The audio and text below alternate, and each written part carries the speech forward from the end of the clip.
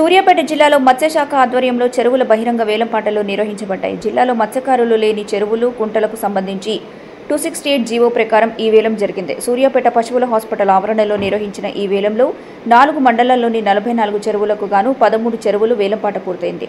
దాసాయిగూడెం ఊరే చెరువును గ్రామానికి చెందిన గుండెబోయిన సతీష్ 8 లక్షల నుంచి 21,500కి దక్కించుకున్నారు. మిగిలిన చెరువులకు త్వరలోనే వేలంపాట నిర్వహిస్తామని జిల్లా మత్స్యశాఖ అధికారి నాగులు మీరా తెలిపారు. ఈ రోజు జరిగిన వేలంలో 13 కుంటలకు 26 మంది సభ్యులు పాల్గొన్నారు. జిల్లా మత్స్యశాఖ అధికారి సూర్యాపేట ఈరోజు జిల్లాలో ఉన్న చెరువులకు ఎక్కడైతే మత్స్య సహకార సంఘాలు లేవో, ఎక్కడైతే మత్స్యకారులు అంటే మత్స్యకారులు ఏ గ్రామాలు అయితే లేవో ఆ కుంటలకు సంబంధించిన చెరువులకు సంబంధించిన వాటిని మత్స్యశాఖ 268 జీవో ప్రకారము బహిరంగ వేలంపాట నిర్వహించడం జరిగింది.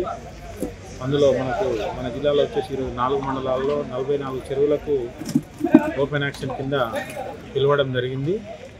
అందులో వచ్చేసి మనకు ఈరోజు 13 చెరువులకు ఈరోజు వేలంపాట నిర్వహించడం జరిగింది.